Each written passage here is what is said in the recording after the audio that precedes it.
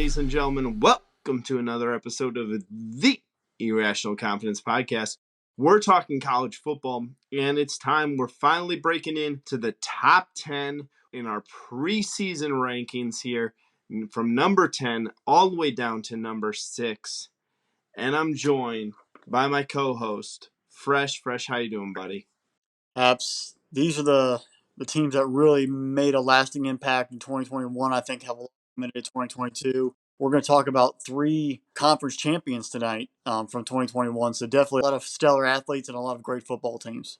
Let's start off with number 10 here, because number 10 last year was a team that no one really gave much of a chance to. They came out of the blue. They really were dynamic almost all year long, really rode the shoulders of a great running back. We're talking about number 10, Michigan State, Sparty, coming in there 11-2 last year, 7-2 in the Big Ten. Wound up having a great year on the back of Kenneth Walker III. Had 18 touchdowns, over 1,600 yards. He's off to the NFL. Mel Tucker's third year at Michigan State. It's a big year of expectations for Sparty, coming off the big Peach Bowl win over Pitt. So, Fresh, I'll let you go first here. Michigan State, what are you seeing? You talk about a team of transition and focus on Kenneth Walker III. Nobody really knew who he was coming into last season. And I think that's probably a microcosm of the entire Spartan football team. Mel Tucker came into year 2 last year. After the year before, really didn't know what they were expect. They made a change of quarterback. They brought in Kenneth Walker III from Wake Forest. He comes in, bursts on the scene versus Northwestern on that opening night, and they were off and running from there. What really, I think, supplanted them as being on the map. They started off undefeated, and they set up that big matchup versus Michigan there in East Lansing, and that big comeback to beat the Wolverines put them on the map as officially take notice, we're here. They kind of had a come to Jesus moment or an awakening when they went to Ohio State and got beat up pretty bad there. But they had played pretty consistent all season long by running the football. Peyton Thorne on the offense, we were able to throw it around a little bit. And then you say, finishing the year with that big win in the Peach Bowl over Pitt. Yeah, Pickett didn't play, but they still played a very good football team there, and they took care of business. Now, coming into this year, they went out back, and they've done some work in the transfer portal to bring in some players on defense and bring in 2 new running backs. But it's still going to come down to that defense. Last year's defense gave up 455 yards a game. One of the 5 worst in the country. I think actually it might have been the worst. They gave up the most passing yards per game in the country.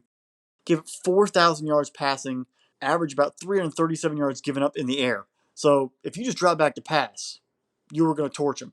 If you watch that Ohio State game, C.J. Stroud put on a show, and I think it was 42-0 at halftime because he was just chucking at any receiver from Ohio State, and they were running wide open in the secondary. Mel Tucker, defensive coordinator, been doing it for years, played corner at Wisconsin in his college days under Barry Alvarez, worked under Nick Saban, been around. He's a defensive guy. This is his chance, so he's got to fix that defense to keep this team competitive. Offensively, Peyton Thorne and the majority of those receivers from last year's team are back, including his 1,000-yard receiver. You bring in Jalen Berger at running back and from the transfer portal. You bring in Jack Broussard from Colorado through the transfer portal. So you kind of try to piece them together to make up for Kenneth Walker.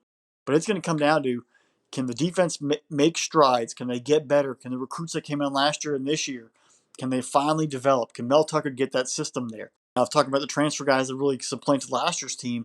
Chris Bogle, defensive end coming in from Florida, and a cornerback, Amir Speed from Georgia, who was recruited by Mel Tucker at Georgia, won a national championship, and then he's doing his 5th-year, grad transfer to come up to East Lansing and play corner there. Just trying to get guys who can help build that defensive foundation.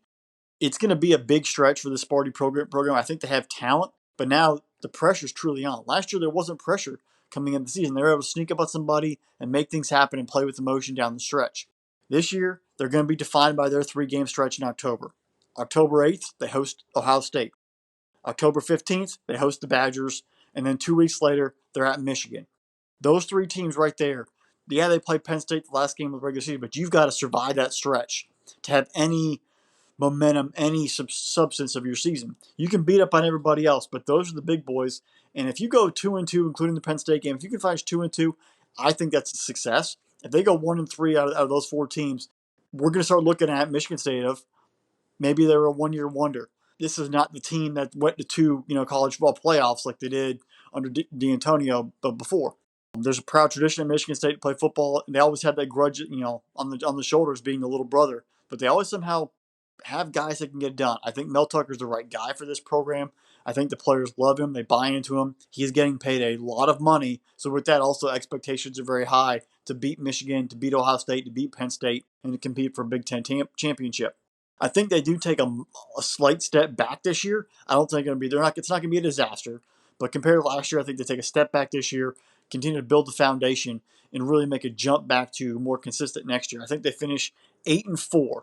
I don't think they beat Ohio State. I don't think they beat Michigan. I don't think they beat Penn State. And they lose either to Minnesota or Wisconsin. One of those two they're going to lose to. 8-4 is probably going to figure out if they ball bounces the right way. 9-3 the best, but I think that's the way they'll be at the end of the regular season. You're right. Michigan State kind of came out of nowhere last year, and I was really, really impressed with what they did. Mel Tucker really did a phenomenal job. I mean, who was really thinking about Kenneth Walker III, especially as a transfer? You look and you hit it spot on, Fresh here.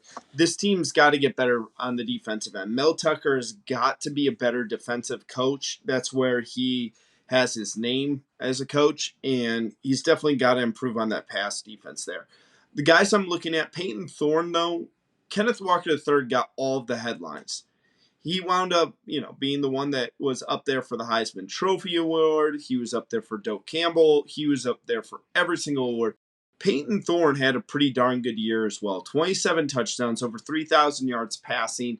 Look for him to take another step forward. He's had the opportunity to play that higher level of competition, kind of get that year underneath him. He's only coming back as a junior this year. Having Reed back as well, Reed had over 1,000 yards receiving. When you have a connection with a wide receiver like that, it really can become something special. I went over here and looked at Michigan State's recruiting class. According to 24/7, they bring in the 25th overall class or 23rd rated class, depending on which one you want to look at. But they did a lot of work in the transfer portal. And you look at how many guys they bring in that secondary. Watch out for the Georgia transfer, Amir Speed. Yeah, you're talking about maybe not being able to break the lineup down there in Athens. I think sometimes the backups at UGA would start for probably about 95% of every other team across the country. So you get a kid like him coming in, you get a couple of these other guys. My big question is, are they going to be able to keep Peyton Thorne upright, and are they going to be able to keep these holes open for the running backs? They are replacing 3 starters on that offensive line. That's going to be a big, big deal for it, because here's the thing. While as shifty and as powerful as Kenneth Walker III was last year, he had some huge holes to run through. And that offensive line opened up those holes and made it very, very easy for him to find daylight. That's going to be the question. The left side of the offensive line does return. It is the right side that they got to replace. But you're spot on here, Fresh. Ohio State, Wisconsin, both of those games are in East Lansing. I don't know if Michigan State's ready to compete at Ohio State's level. I think that game versus Wisconsin could be an absolute slugfest. I'm probably going to say I would be tough, because I would say, because the Spartans are at home, I might give that edge to Michigan State a little bit, but I'm looking at that. And then when you have to travel over to Ann Arbor, East Lansing, you have to go to Ann Arbor to face Michigan. Michigan's going to have this game circled. This was one of the games Michigan lost in the regular season last year. We'll get a little bit more into that game here in a little bit. And then you finish the year by going to Penn State. I think those are probably the most evenly matched programs. So really, what I'm thinking about here, Fresh, is that this team becomes the battle for third place in the Big Ten East. If your number 1 and number 2 is Ohio State, Michigan, this team is really ready to battle for number 3. And then maybe, who knows, next year, see how the ball bounces. I'm going to say 9-3. And if they get a good bounce here or there, I could see 10-2, but I'll go 9-3. You talk about recruiting, and I think that's where you're going to see the foundation. 2020 was it was a weird year for everybody. You really didn't know what was going on. You have guys getting extra years eligibility and that sort of thing. Now you've gotten a full recruiting cycle really since then. You mentioned his recruiting class. a lot, look, 5, 6 guys, 4 stars coming from the state of Georgia, a couple 3 stars in them as well. But Mel Tucker's time at Alabama and Georgia and all his high school connections down there. Don't be shocked if Michigan State keeps dipping the well down there in SEC country and really trying to make a dent, trying to find some speed and trying to build a program in the same model and mindset as he had at Alabama and Georgia, where he's going to have a big defensive line, fast linebacker, sometimes even safeties who are moving down the linebacker, usually got speed to fly sideline to sideline. So he's trying to rebuild the entire program and bring a different style. You'll continue to see that over the next couple of cycles of recruiting. Especially in a place like Michigan State, you have to recruit very well and you have to develop talent. Mel Tucker did a pretty good job, took a step in the right direction last year with this, and we'll see if it can continue. All right, number 9, we are into the single digits here, fresh. I think I'm pretty high on this team. I don't know if it was because of their bowl game or their absolute domination in a 21-day span, but it's the Utah Utes out of the Pac-12, number 9 team in the country for us. Finished the year 10-4, wound up winning the Pac-12. You look at them last year, started off the year 1-2. They had a loss to BYU and then an ugly, ugly loss in triple overtime to San Diego State, but then really wound up finding themselves. Went to Oregon State, lost at Oregon State, but then one of the big things that we talked about is beating Oregon in a span of 21 days. Then also giving that absolute shootout versus Ohio State. Cameron Rising, I think he's the biggest reason that Utah is going to be this high. What say you, Fresh? I'm right along with you. I think we all should have known about this team way back in the day when Benny were in the courtroom talking about the Utes. This program under Kyle Whittingham, you can even, it pains me to say it, but even Urban Meyer somehow gets a little bit of credit for putting Utah on the map years ago and then leaving, and then Kyle Whittingham stepping in, being the perfect fit in that transition and building a program of strength, of defense, of run the football, fundamentals, and being tough. And that really told last year. You had a very tough triple overtime loss to San Diego State, went up to Oregon State and had another tough loss there. But then the way they were able to carry on for the rest of that season, the way they were able to beat Oregon twice, and both times I really don't think many people even gave them a chance. I'm sure everybody in the country, probably everyone in the world, watched the Rose Bowl in the way that they competed with Ohio State. Nobody even gave them a chance. Even with Ohio State having the top 2 receivers not playing, they're like, this is going to be a walk in the park for the Buckeyes, whatever. And Utah came right out and gave them everything they could handle and just ran out of gas at the end. But they were playing top-notch football on both sides of the ball. Charlie Brewer was the initial starting quarterback, the transfer from Baylor. He came in, the offense was not clicking. They moved to Cameron Rising, and Rising literally did what he did and rose and got that team to rise up and play at a very high level offensively to balance out with that very solid defense. He threw for 2,400 yards and I say about 9.5 football games, not including the championship game or including the championship game and the Rose Bowl. 20 touchdowns, and also ran for 500 yards and 6 touchdowns. He has a little mobility from the leg perspective that helps out with Tavion Thomas, the running back, who's now coming off a freshman year. Can he repeat a great 2021? He ran for 1,112 and 21 touchdowns as a sophomore. Big chance now coming out the junior year. NFL scouts are looking for running backs.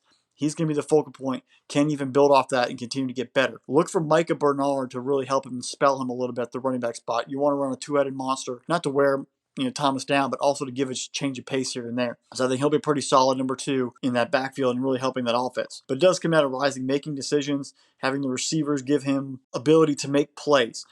6 players that are returning caught at least 22 passes last year. 6 of the top 9 receptions are also returning. So there's going to be a lot of continuity in that offense. A lot of guys knowing who to be with, especially in big game situations versus Oregon, Ohio State, and so on. They've been through the matchups. They know what to do when it comes down to it. And that's going to help them as they move forward. But really, you're going to look at the tight ends being very involved in this offense. Brant Kuthi had 50 receptions and 600 yards and 6 touchdowns last year. And also Dalton Kincaid, 36 for 5 and 8 touchdowns. Both of them are back. You put the two tight ends on the field. You run a little play action. Tight ends dictate and run against linebackers and safeties. Really put them in position to defend on the defensive in the back end of the secondary. That's where you get the matchups for the Utes to win, and it pays off down the stretch. Losing Devin Lloyd though is going to be really, really tough for this team. It's going to be he's the emotional leader, the vocal leader, and also he just does it with the way he plays. I personally thought he was the second best linebacker in the draft. Behind Nakobe Dean, but he obviously went in the first round. NFL guys, especially the Jaguars, thought that he was better. Maybe the injury concerns, one thing, whatever. We're not going to dive into that right now. But losing a guy like that, you need to look around and find who's going to step up. I think it's going to be Nephew Sewell's time. Penei Sewell at Oregon. There's other brother linebacker down there as well. There's a bloodline. The guys can play football. It's his chance to get the spotlight. He played well as the number 2 linebacker last year in the weak side. Moving him in there, he's going to have to take over now and be that number 1 guy and really lock the defense down. That secondary played pretty well outside the second half of that Ohio State game. They have a good pass rush. Whittingham's going to be able to scheme and keep this team alive. You look at the schedule, they open up in the Swamp versus the Gators and Billy Napier, his first ever game. The Swamp is a very, very tough place to play, especially at night. It's going to be super hot. It's not going to be Utah hot in the summer. It's going to be very humid, sweltering. Count your blessings. It's going to be a 7 o'clock kickoff. Even that will still be really warm. You go to UCLA. You host USC in back-to-back weeks in October. You finish the season at Oregon and at Colorado. This time you host San Diego State. So you're going to be a little payback factor there. You traveled there last year. Be prepared for them this year. A lot of that team returns. And you also, like you said, you lost to Oregon State. Now you get to host the Beavers before that UCLA USC stretch. One or two things. Are they going to overlook Oregon State because they have UCLA and USC coming? Or are they going to put a lot of energy into that Oregon State game because they lost them last year and maybe overlook a UCLA or sort of let down or just get beat up because they have 3 physical football games? That's going to be an interesting spot for them. They're still one of the premier teams in the Pac-12, premier teams in the country. They have tons of returning talent. At worst, 8-4. I think 9-3. Maybe if they're lucky, 10-2. But it's somewhere in that 10-2 to 8-4 range. But I think this is a very, very good football team, and they will be prepared to play every Saturday when they step on the field. Utah's going to be, that they're going to be well coached with Kyle Whittingham. This is going to be a very, very tough team. I know you're replacing 6 starters on defense. Devin Lloyd replacements don't just grow on trees. But the one thing I do like is them getting Clark Phillips, the 3rd back over there. I think he had up until, I think the ball boy was playing corner in those in the Rose Bowl there. So that really wasn't a great reflection of the ability for Utah in their secondary when they went up against Ohio State. You're right, Fresh. The stretch there, UCLA at UCLA and then USC come to Oregon or Utah, sorry about that. And then ending the game having to travel up to Eugene. Those are your 3 biggest games. But we're going to know everything we need to know about Utah at that first game of the season. If Cameron Rising and Tavion Thomas really, and they have the ability to put the boots to the Gators, this is not a team that will just be a rollover, walk in the park, win against Florida. I think that a lot of Florida fans, if you're listening to this, are going to look at it and be like, who are the Utah Utes? Like, they're not really that good. Like, who really goes to Utah to play football? And, like, there's a lot of quality talent on this team. I don't know if it is to the playoff level of talent there. I think that they're maybe missing a piece or two to get to that level, but this is a really, really good football team that they have there. Cameron Rising's only going to get better. You made reference to, his statistics are in 9.5 games. And even then, he battled injuries at different parts throughout the year last year. He's coming into that game fully healthy. I wouldn't be shocked if this team rolls into the Swamp, pulls off the upset, and everyone starts going either how good is Utah? Does Utah have a shot to beat USC to win the Pac-12? I think it will make also another conversation is how far is the Florida Gators fallen, because I don't think people will put enough respect on Utah's name. But this Utah team is very fascinating right now. I'm very interested to see what they do. I'm telling you, Tavion Thomas and some of these other guys are really going to be something special for Utah. Nobody probably really watched the Pac-12 championship game. It was on a Friday night. The Pac-12 has a reputation where some people don't think that it's true real football half the time, and some people probably ignored it. They might have actually watched the Oregon-Utah game in the regular season because that was a spotlight game on ABC on late 7:30, 8 o'clock kickoff, got the attention. And then obviously the Rose Bowl, everybody watched. I think it was one of the most watched Rose Bowls of all time. So the people know who this Utah team is, but now you're going to actually see them on the East Coast in a road environment because they were home versus Utah. They're in a neutral site in the Rose Bowl. Now you're going on the road. They will go on the road as the favorite. They're going to be ranked. I don't think Florida will be ranked. So now you have the pressure of you're on the road in a hostile environment as the favorite. Now you actually have to show up. And you get we're going to hear the mantra of SEC speed and SEC is is the best conference versus the Pac-12 quote unquote conference of champions. All that mantra is going to go. You're defending the conference pride as well. This isn't just playing for yourself. You're defending conference pride and validity. So a lot of pressure on the Utes. I think they're battle tested enough to go in to Florida. Florida still has a lot of questions. I don't think they're going to have them solved by week one. They will come out and play with a lot of fire because it is a new head coach and a new regime. They will want to play for their coach. So you're going to see them come out early with a lot of angst, and you're going to have to be ready to go for week one. This is not like a week one tune-up for slappy, Southwest State University. You're going to have to be ready to go on the road, fully function, and have some of your kinks ironed out in fall practice. So it's going to be big for Utah to get going on the right foot week one. Yeah, and that's the 7 p.m. ESPN game that first week on Saturday night. Under the lights, it's going to be about 94 degrees kickoff with 80% humidity. You're probably going to get a lightning delay for weather, so be prepared for a long wait. Yeah, it's going to be a fun one, man. That's going to be a fun one. All right, Fresh. Well, let's go to number 8 right now, and that is the Cowboys of Oklahoma State. 12-2 last year. Impressive year. Going over to the Fiesta Bowl. Is it to me? I know it's the PlayStation Fiesta Bowl, but I still feel like it should be the Tostitos. Always should be the Tostitos Fiesta Bowl. Yeah, wound up beating Notre Dame last year and lost an instant classic in the Big 12 championship game against Baylor. Great year. Only loss during regular season play came against Iowa State. They return you talked last year about how Mike Gundy was on the hot seat and wound up winning 12 games last year and kind of saved his job. I think that he legitimately saved his job. He's probably got at least another 2 years there in Stillwater. You got a quarterback returning, Spencer Sanders.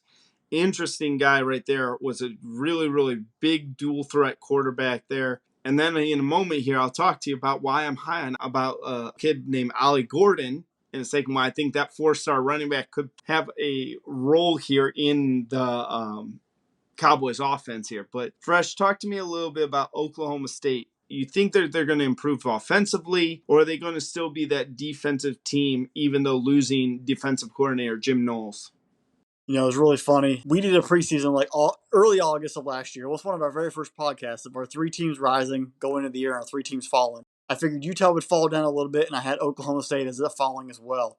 And ironically, we're both talking about them here in the top 10 because they both told me to go, pound sand, and they were actually really, really good football teams. Oklahoma State's season really didn't start till late. They had a pretty solid schedule early up, and they were able to get stuff done. They didn't play lights out offense or lights out defense. They just got it done. But then that expertise, that coaching kicked in late in the season. The way they were able to hold down, survive a run by Oklahoma, come back and still win that football game. They were able to beat Texas, fight Baylor, and lose a heartbreaker literally at the half-yard line. And they could have been a college football playoff team if they had scored that touchdown and not been deprived of the touchdown as the buzzer basically went off. That was probably one of the craziest finishes. And then they one-up themselves by getting the break speed off them by Notre Dame and Coach Freeman's first ever start as a head coach. And then late in that ball game, they decided to turn it on and play football, and they stormed back, being down 20-plus, and beat Notre Dame and win the Fiesta Bowl by 2. It's a crazy football team with a lot of talent, but historically are always going to have that underdog, chip on their shoulder, little brother mentality of we're not Texas, we're not Oklahoma, we're Oklahoma State. No one really cares about us, and we all sort of just get overlooked the entire time. They showed up last year. They played to their potential. There's been other years where they've been, I think, better historically coming in with Des Bryant's or Justin Blackmon's and better quarterback situations and not living up to it. This year is going to be very tough to replicate. But if they're going to have any way of doing it on Oklahoma and Texas last year on the way out before they get in Cincinnati, Houston, BYU, and UCF into the Big 12, what they're going to need to do is they're going to need to have Spencer Sanders play better football. He had 20 touchdowns and 12 interceptions last year. He's thrown 31 interceptions in 3 years as a starter and 50 touchdowns. That's averaging 16.6 touchdowns and 10 interceptions a year. On top of that, on about 2,000 yards passing. So the turnover you can't win football games. The reason why they lost to Baylor is because he turned it over 4 times. You can't win football games when you're a veteran quarterback. He's not a freshman. When your veteran quarterback is giving up the football and putting your defense in bad situations and for depriving your offense of having drives, this is where your team fails. You don't have the quick straight offense that you had in the past. The Chuba Hubbards are gone. You don't have, like I mentioned, the receivers. That talent pool from those guys, they'll start them, is not there. You cannot be giving away possessions and points by turning the ball over. You are now a senior quarterback. This is your 4th year there under Gundy. You have got to take that next step if this team is continuing to keep rising and making and holding off to Texas, holding off Oklahoma and beating them 2 years in a row, which you haven't done in a long time. But then also not losing the games like to Kansas State, Iowa State, or Kansas or Texas Tech, where you overlook them and you have a letdown. Jalen Moore, he was the number 1 running back last year. He's gone. Sanders was the number 2 leading rusher. So your quarterback cannot be your leading rusher and your leading passer. This is not a triple option football team. You've got to find somebody. Dominic Richardson, maybe he's the guy who can be the leading the way. He was the 3rd running back last year. We'll see who else in that depth chart or any incoming freshman that might want take advantage and take the role. Expect them to use a running back by committee to sort of balance it out until they find that one workhorse. 4 of the top 5 receivers are returning this year, but all of them were freshmen or 1 sophomore last year. A lot of youth at the receiving position. You've had a whole year of experience. You've won big football games. Now you're coming into this 2022 year. You've now got to catch the football. 1 or 2 of you, or even all of you, have got to step it up and be there for your quarterback. Run better routes. Get open. Fight for the football. Maybe his passing yards will get better. Maybe those interceptions will drop because you're actually running better routes and you guys are on a better page. So that hopefully will develop and get better for Oklahoma State because we've known in the past that team usually throws the ball around and they don't play defense. They score a ton of points. Last year was a complete aberration where they actually played amazing defense and their offense was a struggle. They've got to replace Malcolm Rodriguez at middle linebacker. Got drafted 129 tackles, 3 sacks, a pick, 4 forced fumbles. They gave up 16.8 a game, only 273 yards a game, which was 3rd in the country behind Wisconsin and Georgia.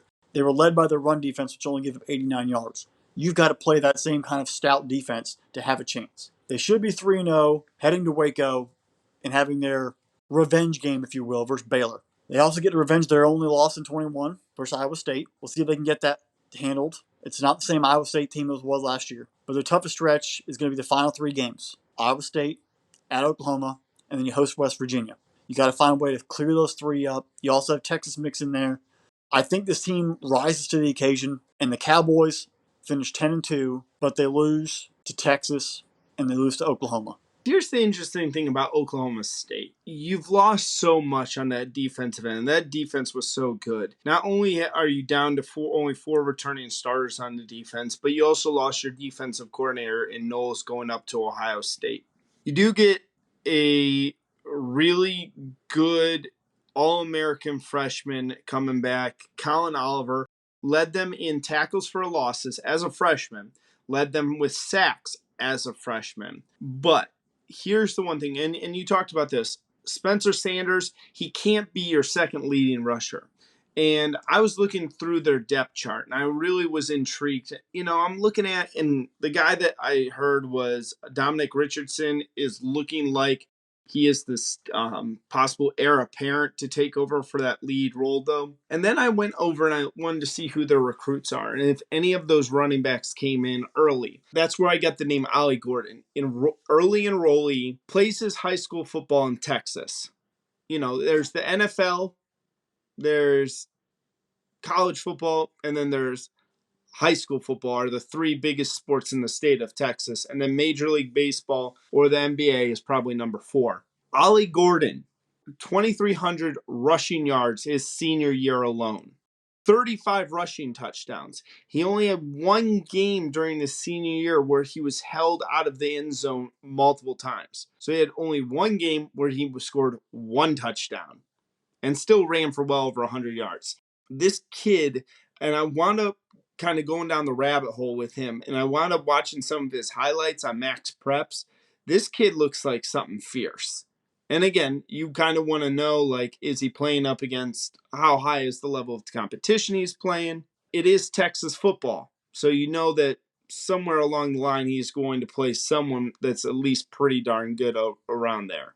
Well, Seth, it's actually pretty funny you mentioned that because you gave me a book to read written by Jay Paterno about basically what the life of a head coach and life of a coaching staff is in college football. And a very similar story where this coaching staff is looking at a running back from Texas, and then they ask him, well, what does he play? And he plays in some sort of, Christian 1A small prep league and not real Texas football. They basically said that these stats are inflated and they're not true Texas football stats because he's playing against nobodies. And that's kind of what started making me laugh. It's a very similar, almost identical to the entire story that they brought up, and the coaches are talking about how the guy was just stats were one thing, but truly in real life he's playing nobodies and should actually have more yards rushing. So interesting to see.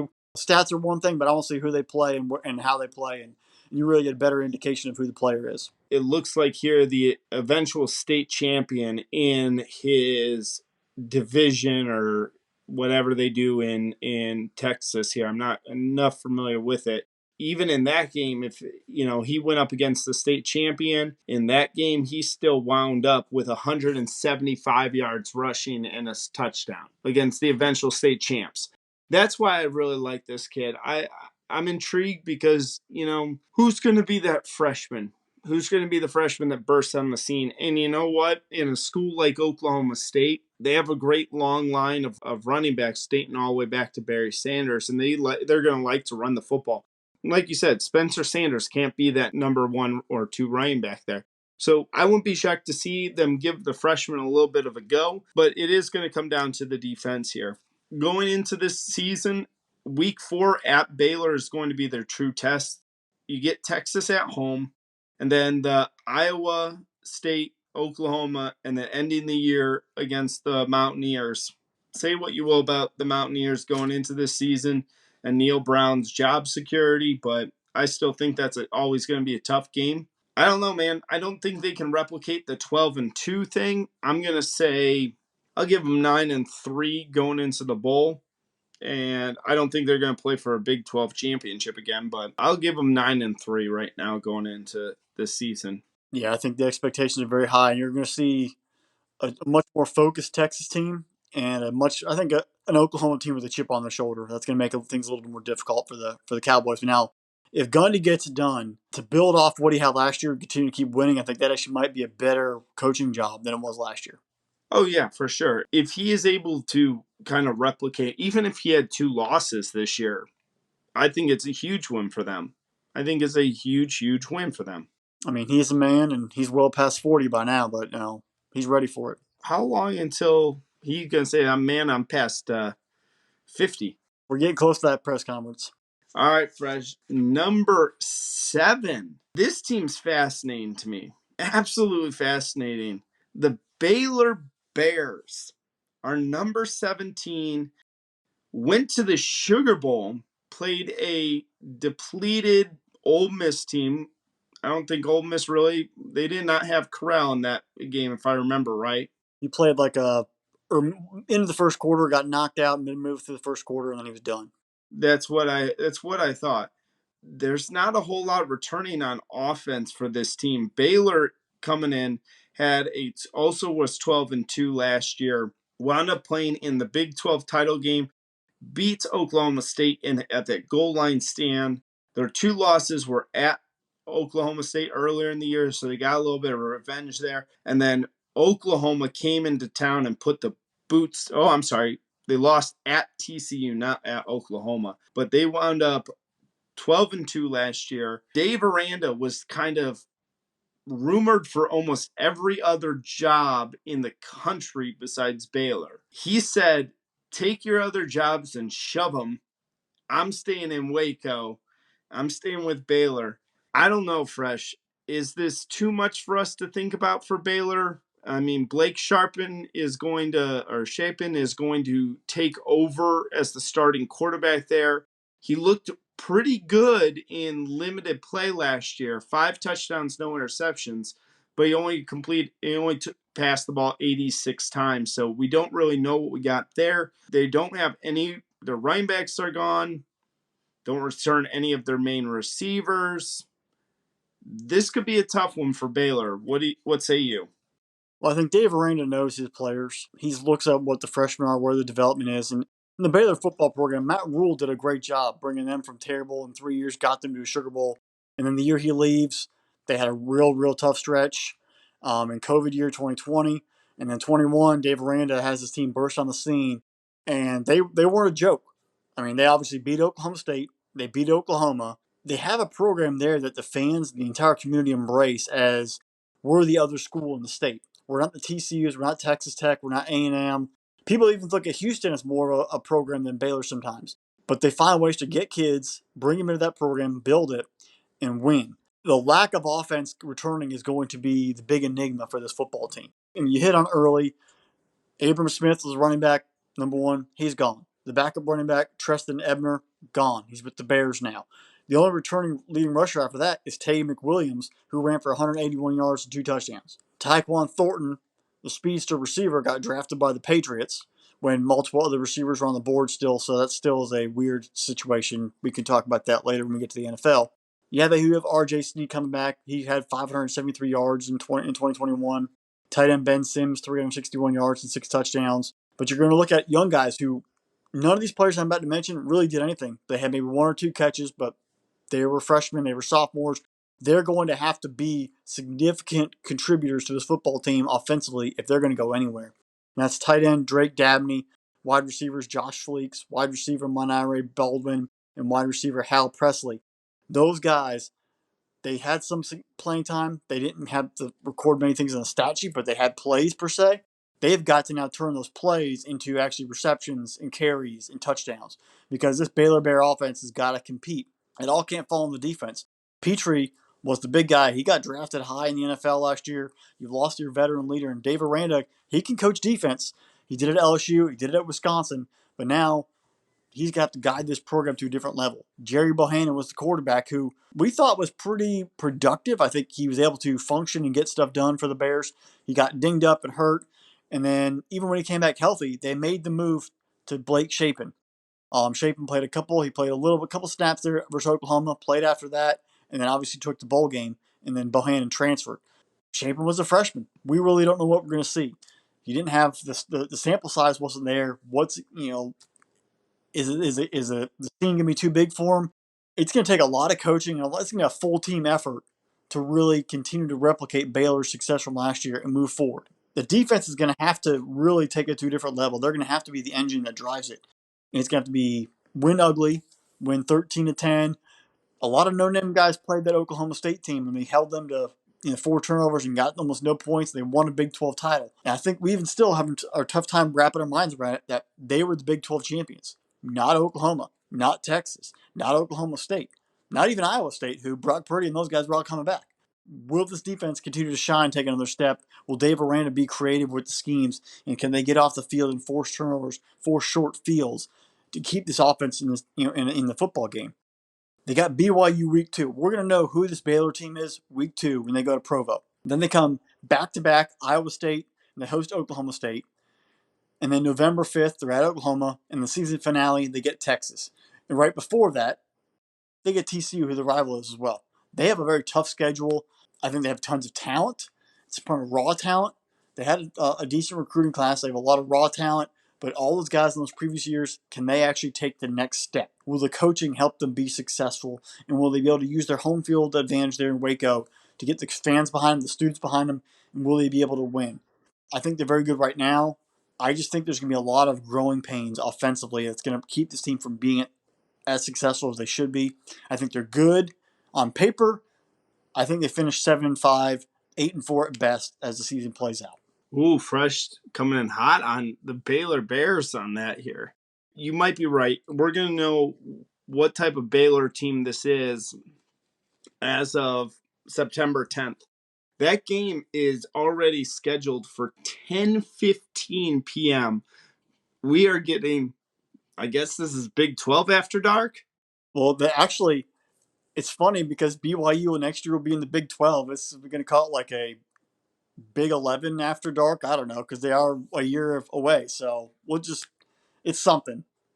Yeah, so BYU and Baylor are going to kind of lace it up and go toe-to-toe there. That's going to tell us where we are with Baylor. Blake Shapen looked real good in his limited time against Texas Tech. He looked like he was a man that was able to really give it a go. He was a guy that was very, very accurate. People forget they completed 17 of his first passes there.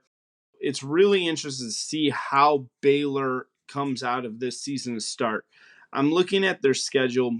They get Oklahoma State in Waco, but they do have to travel to Morgantown and Norman and have to play at Texas. Those are 3 very, very difficult games.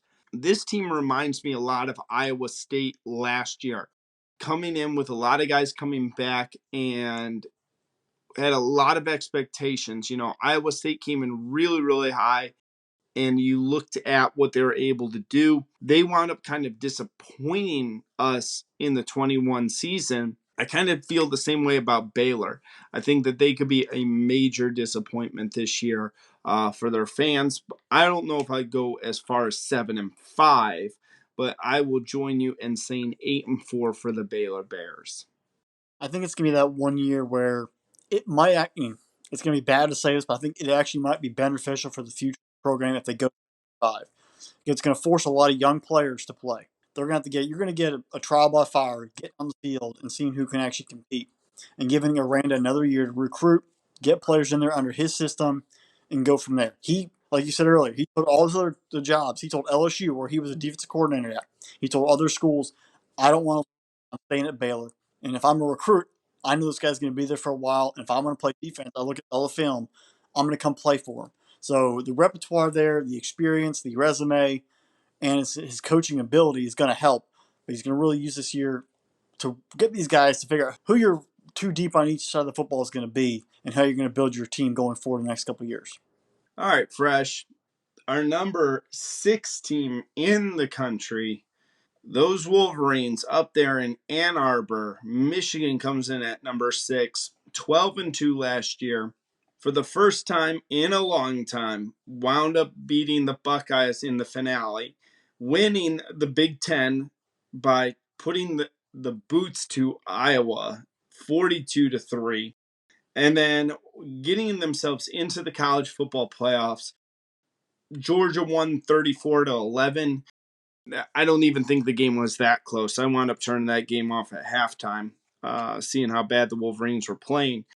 It's interesting. Cade McNamara is coming back, but they do have a interesting, J.J. McCarthy, Cade McNamara quarterback battle going through there. They're talking about how good this offense could be. They're getting back Ronnie Bell. Watch out for him. Bringing back Blake Corum. They lost Haskins last year, so that's kind of sad to see him gone. He's off there. But this Michigan team could be very, very good. What about you, Fresh? Is it back to the Big Two and the Little 10, or what are you seeing for Harbaugh out there at Ann Arbor? I have a lot of questions about this Michigan football team. Some good and some very suspect. You lost Hutchinson, Ajabo, Daxton Hill, among others. That defense was very veteran laden. They're all gone. Where are those playmakers on defense going to come from? Where are those sacks going to come from? Who's going to be vocal in that locker room? Hutchinson was the vocal leader. Who's going to be that guy to get that team fired to play football? Their offense, they can run the ball forever. Now, we've seen what they did to Ohio State. Ohio State would score a touchdown. They were up at home. They had the crowd behind them. They ran the ball right back down Ohio State's throat. I don't think they'll be able to do that this year. That Ohio State defense is going to be a little more disciplined, I think. I want to see. I think McNamara is good. I don't think he's the true quarterback for this football team. I think they need to unleash McCarthy. McCarthy's a little more fleet of foot, and if they're going to run a more spread kind of offense where they have a power spread combination with the plethora of backs they had there, led by Corum, I think he needs to be back there, not just as a three plays, run around real quick as a gimmick. Let him to actually use his legs to make things happen. And on the running game and in the passing game, try to use what Harbaugh used Colin Kaepernick with when he was with the 49ers. A lot of zone read, use the quarterback as another weapon with his legs, set up the passing game that way, bludgeon the opponent's defense, move the football with a lot more force. They did not have much force when they played Georgia, but they definitely had force when they played Iowa. They had force when they played Ohio State. It's something taking that next step offensively. I think McCarthy is going to have to be that guy. McNamara did not have that ability to really take over as a passing, game quarterback. But even his fleet of foot running perspective, it was handing off and using Haskins and using Corum. Funny you mentioned Ronnie Bell. I actually was trying to sneak him in. I figured nobody would remember him. He had one catch for 76 yards and a touchdown, and then blew out with a horrible injury on the same play and never returned. He's coming back. Big time receiver coming into the season last year. I think he's gonna, if he's fully healthy, whenever that happens, It's going to be a nice surprise and really boost that passing game for Michigan, who I think they're going to need it when they get in some of these games late. The defense is not going to be as stout as it was in 2021. They're going to need to score more points, and they're probably going to be a little more of a shootout games. They're going to have to be able to step up and have a passing attack to match with that running attack. Also, can Cornelius Johnson and Roman Wilson out of the receiver position, can they improve? Can they take that next step and become a little more lethal in that passing game and help back some of those linebackers, safeties, and corners off the line to let the running game, develop?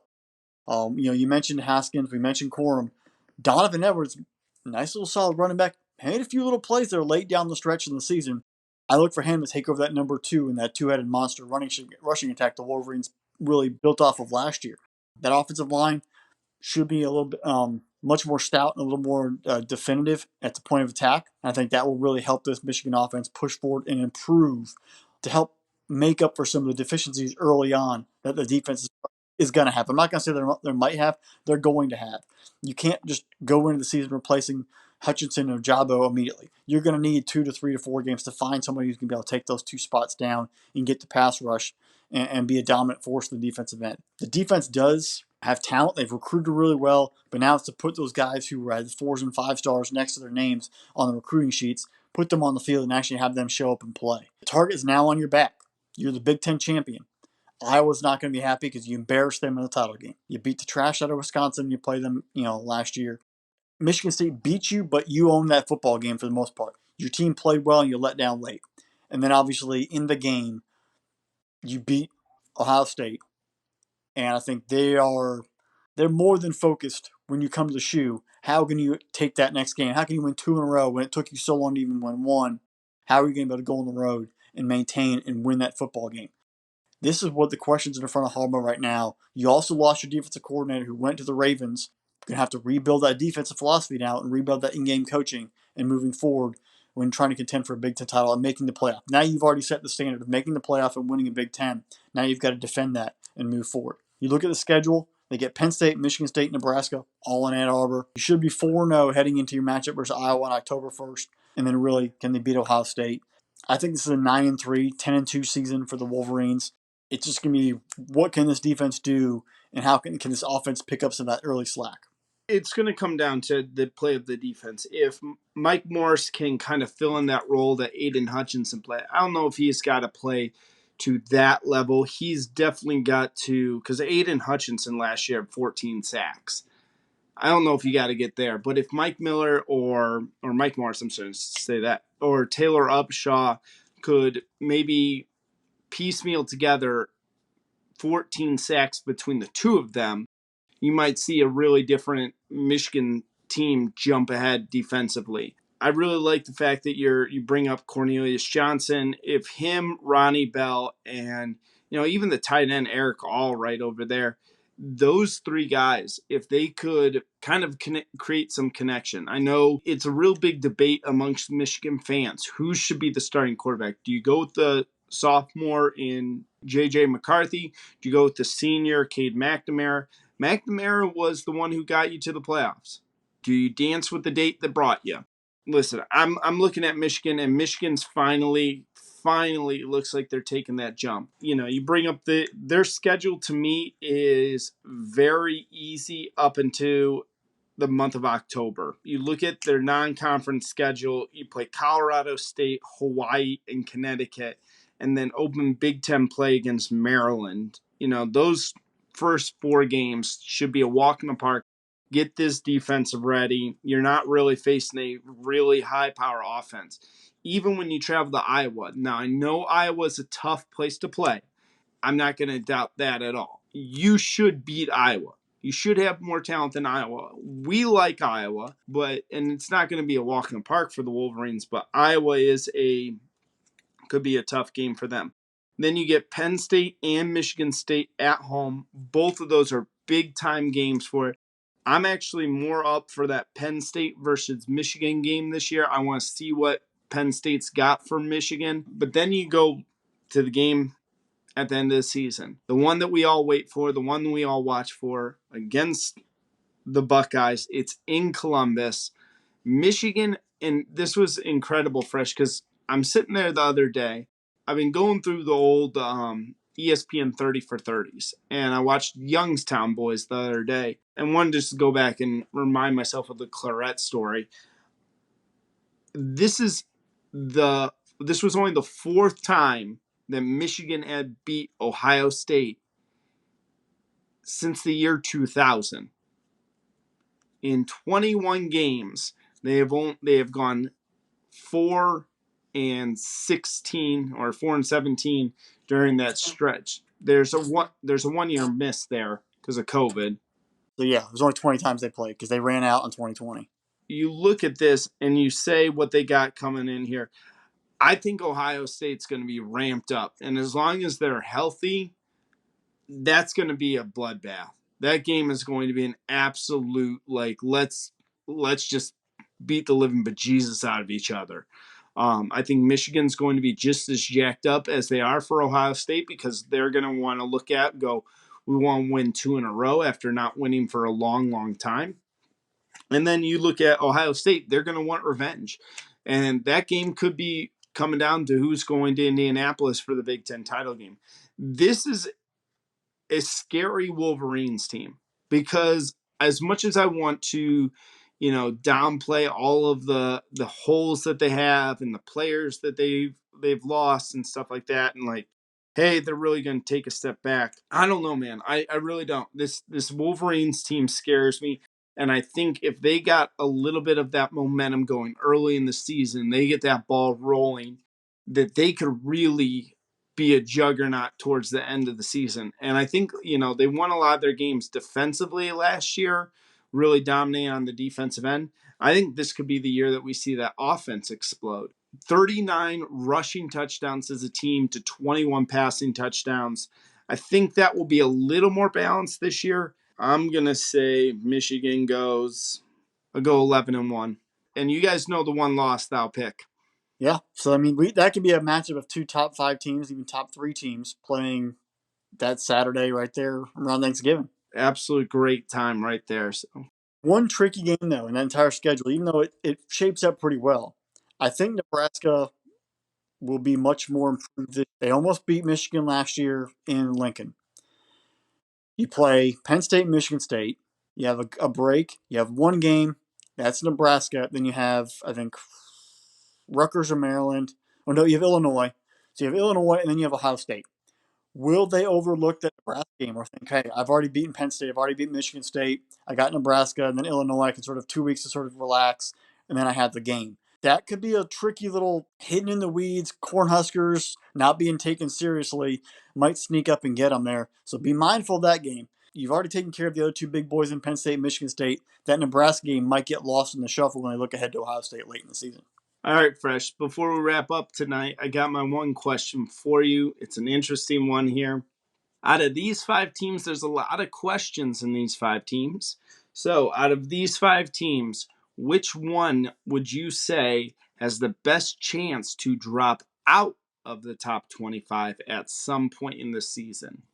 Completely drop out at some point. So they could come back in, but they could at least have a rough out. Yes, they have to have one weekend out of the top 25. It's going to come down to Michigan State or Baylor for me, but I'm going to say Baylor will be the first of those 2 schools to drop out of the top 25 at some point during the season. I would actually be down between Oklahoma State and Baylor to me. I think one of those Big 12 teams is going to take a huge step back. I'd probably lean with you and go Baylor just because that BYU matchup to start the year in week 2. And if they suffer a loss there, I think that could really snowball into some additional losses there. So I would agree with you and say Baylor could be the first team out of the top 25. Yeah, I think they have, like we said earlier, they have talent on the roster. I think it's very raw, and there's gonna be a lot of bumps in the road and growing pains for that football team. Yep, absolutely. All right, Fresh. We're down to the top 5. We got another episode about ready to come at you guys. We are down to the top 5 teams in the country. Who are they going to be? You guys can probably guess at least the top 3, but we got 2 more that are in there. Order. That is the true question. It is the order. What order do we have them in coming in the top 5 teams in the country? having a blast doing this, getting you guys jacked up for football season. Let's get going here because I'm going to be real excited for this top 5 team here. Thank you guys for listening to another episode of the Irrational Confidence Podcast. Just remember that we're part of Spinnable Sports, so make sure you're going to spinnablesports.com. Yes, that is spinnablesports.com. Like, subscribe wherever you get your podcasts from, whether it's Apple, Spotify, Google, Good Pods, Amazon Pods, wherever they get pods, they're somewhere out there. Like, subscribe to us on YouTube, whether you're watching us, whether you're just listening to us, whether you're hate watching us, whether you're love watching us. We don't care. You're watching us, so it's great. Like, subscribe, leave us that 5-star review because you guys know that Fresh and I, we're those 5-star prospects there. Also, make sure you're following us on Twitter, enjoying interacting with you guys all. We're having a blast out there passing through these boring summer months on the Twitter. It's a blast out there. So make sure you guys are following us along and interacting with us. It's a lot of fun over there. Got a lot more episodes coming at you. I'm really excited about our next 5 teams. Also, on top of that, we got most underrated college football environments in stadiums coming up, as well as our rising and falling, and other preseason, nonsense coming from there. So a lot more coming up. All right, folks. Thank you again for listening and watching us, and have a wonderful rest of your day. Bye, y'all.